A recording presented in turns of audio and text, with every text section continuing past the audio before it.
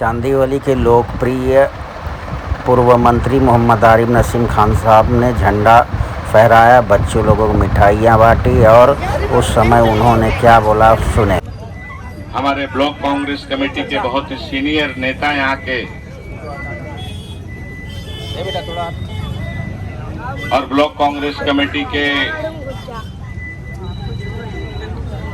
Working president जमीरुल्लाह Khan साहब, block Congress committee के अध्यक्ष श्री पौल,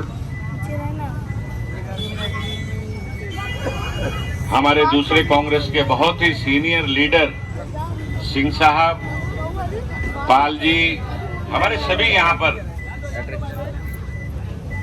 मौजूद कांग्रेस के सभी साथी, महिला कांग्रेस, युवक कांग्रेस के सभी पदाधिकारी, गैबनशाह दरगाह चौक इलाके के रहने वाले हमारे सभी रहवासी भाई और बहनों, नौजवान साथी, सबसे पहले मैं आप सबको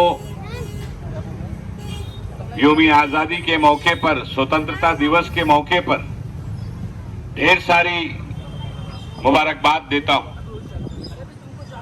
आज का दिन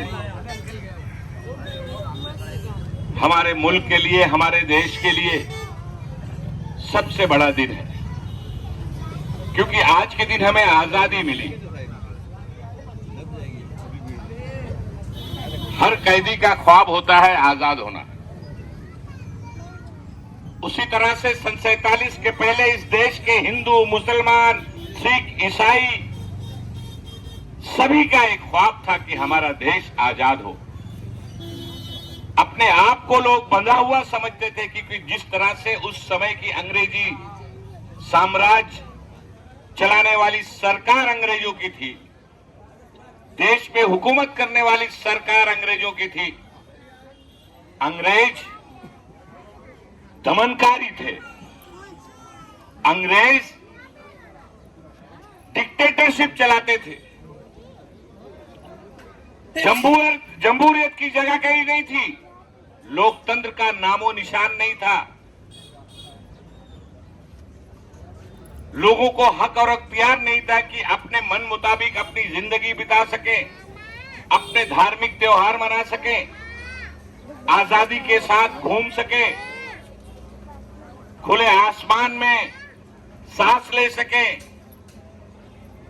वो अंग्रेजों का दमनकारी शासन और साम्राज्य इस देश में हुआ करता था। उसको आजाद अंग्रेजों के चंगुल से छुड़ाने की लड़ाई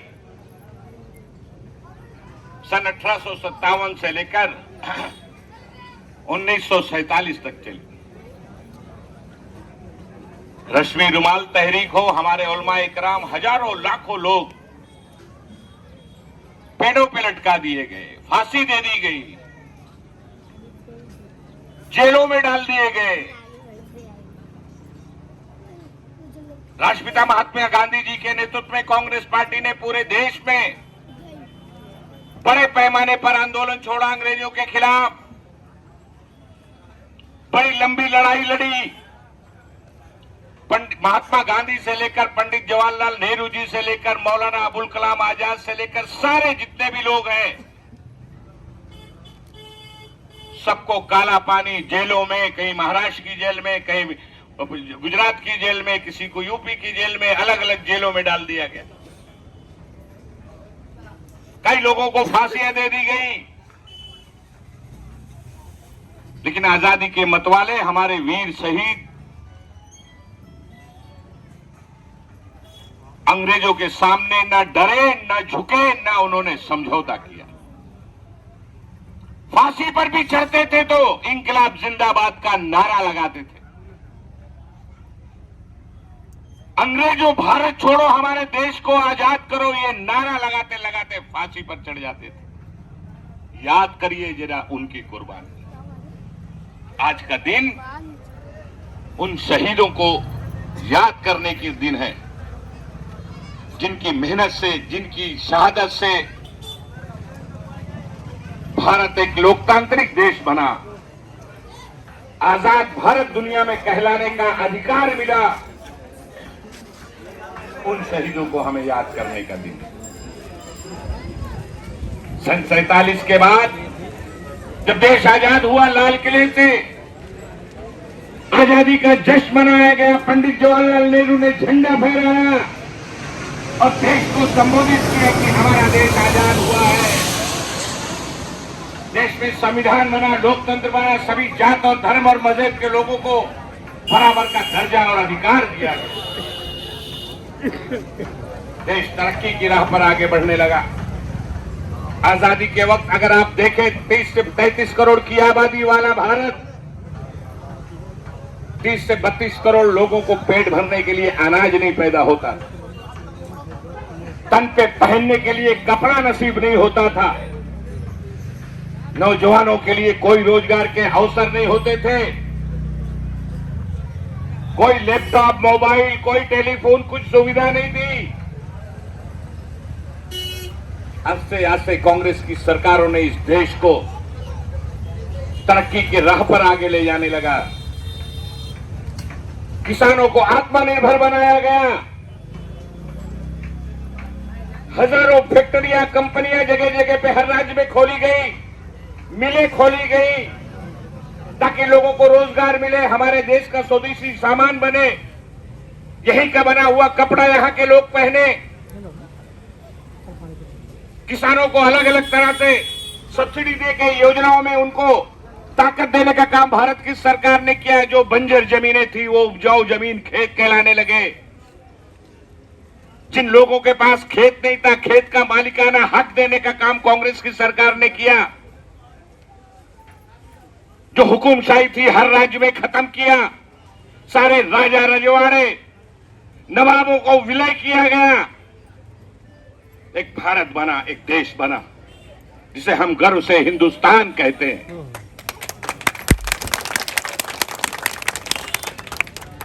पंडित जवाहरलाल नेहरू से लेकर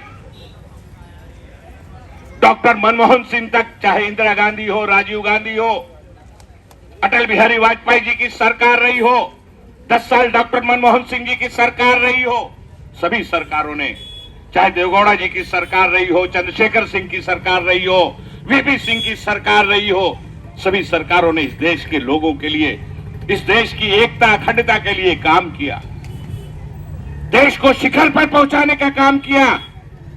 लेकिन पिछले 9 साल से इस देश में क्या हो रहा है आप सब देख रहे हैं। बोलने की आजादी नहीं है। देश के पार्लियामेंट के अंदर इस देश के लोगों को न्याय दिलाने के खिलाफ अगर राहुल गांधी बोलने के लिए खड़े होते हैं तो उनका माइक बंद कर दिया जाता है। लोकसभा टीवी का जो रिले होता है उसको रोक कर दिया जाता है, कैमरे का मुंह हटा दिया जाता है। देश में महंगाई बढ़ रही है, बेरोजगारी बढ़ रही है, जगह जगह पे हर राज्य में हिंसा हो रही है। पिछले 4 महीने से मणिपुर जल रहा है। लोग पलायन कर रहे हैं, दूसरे गांव में रहने पे मजबूर हैं, कैंपों में रहने के लिए मजबूर हैं। हरियाणा का माहौल खराब है। उत्तर प्रदेश में क्या हो रहा है आप सारे लोग देख रहे हैं। ये हालत 9 साल में पैदा की गई है। इसका जिम्मेदार कौन? और जब इस चीज के लिए राहुल गांधी कांग्रेस पार्टी आवाज उठाती है तो राहुल गांधी जी को ऊपर झूठा मुकदमा चलाया जाता है। गुजरात में झूठा मुकदमा चलाया जाता है। गुजरात की अदालत सजा सुनाती है, 2 साल की सजा उनको दी जाती है और 24 घंटे के अंदर मेंबर ऑफ पार्लियामेंट का जो पद है उसको कैंसिल कर दिया जाता है और अगले 24 घंटे में उनको घर से बेघर कर दिया जाता है। ये जमहूरियत है? ये लोकतंत्र है? लोकतंत्र की हत्या हो रही है, जमहूरियत का खून किया जा रहा है देश में। अगर इस तानाशाह सरकार के खिलाफ कोई आवाज उठाता है तो उसकी आवाज को दबाने की कोशिश की जाती है, उसको झूठे केसों में फंसाया जाता है, जेल में डाला जाता है। अंग्रेजों का राज और मोदी सरकार के शासन में क्या फर्क आपको लगता है? कुछ नहीं। आपको कोई फर्क लगता है? मैं कहना चाहता हूं आपसे, सन 47 के पहले इस देश के हिंदू और मुसलमानों ने, सिख और ईसाई ने सबने मिलकर तय किया था कि अंग्रेजों को चंगुल से इस देश को आजाद कराना है और आजाद कराने के लिए लोकतांत्रिक तरीके से हम लड़ाई लड़ेंगे और उन्हें कामयाबी मिली। हमें भी आज के दिन यही तय करना चाहिए, यही अहद करना चाहिए, यही संकल्प लेना चाहिए। यौम आजादी का दिन 15 अगस्त का दिन हमें यह अहद करना चाहिए कि दमनकारी सरकार जो दिल्ली में बैठी हुई है, तानाशाह सरकार जो दिल्ली में बैठी हुई है, उसको उखाड़ फेंकने का काम हम सब मिलकर करेंगे ताकि इस मुल्क को बचाया जा सके। हमें प्रधानमंत्री कौन होगा, वजीर आजम कौन होगा, मुख्यमंत्री कौन होगा, सवाल वो नहीं है। सवाल हमारा मुल्क बचना चाहिए, हमारा देश बचना चाहिए, देश का लोकतंत्र बचना चाहिए, देश का संविधान बनना चाहिए, देश के हिंदू मुस्लिम एकता मजबूत होनी चाहिए। हमें उसके लिए लड़ाई लड़ना है, बेरोजगारी के खिलाफ लड़ाई लड़ना है, आसमान छूती महंगाई के खिलाफ हमें लड़ाई लड़ना है। कहिए लड़ाई में हमारा साथ आप देंगे या नहीं देंगे? कांग्रेस का साथ देंगे या नहीं देंगे? ये तानाशाह सरकार जब तक दिल्ली से और महाराष्ट्र से जाती नहीं है तब तक हमारा संघर्ष जारी रहेगा। ये हम आज संघर्ष अहद करते हैं, ये संकल्प लेते हैं। ये हम सबको आज करना होगा और सोचना होगा।